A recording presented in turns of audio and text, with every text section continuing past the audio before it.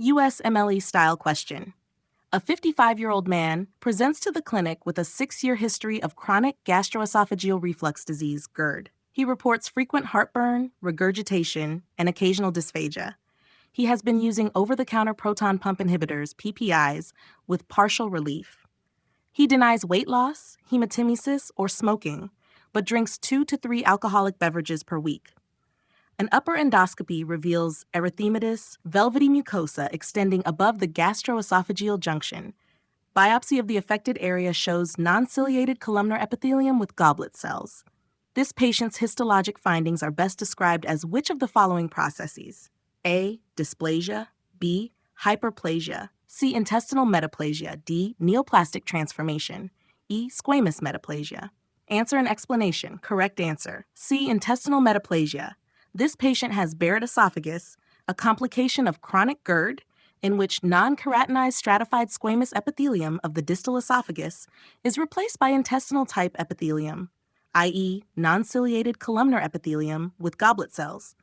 This process is a form of metaplasia, an adaptive response to chronic acid exposure. Key features of Barrett esophagus: risk factor, chronic GERD, endoscopic findings, velvety, erythematous mucosa extending above the GE junction. Histology: intestinal metaplasia, non-ciliated columnar epithelium with goblet cells. Complications: esophageal adenocarcinoma, progression, metaplasia, dysplasia, carcinoma. Why not the other choices? A. Dysplasia refers to precancerous cellular changes, which may occur in Barrett esophagus but are not the first step. Biopsy would show cellular atypia, loss of polarity, and increased mitotic activity. B. Hyperplasia involves an increase in cell number without a change in cell type, seen in conditions like psoriasis or benign prostatic hyperplasia, BPH, but not in Barrett esophagus.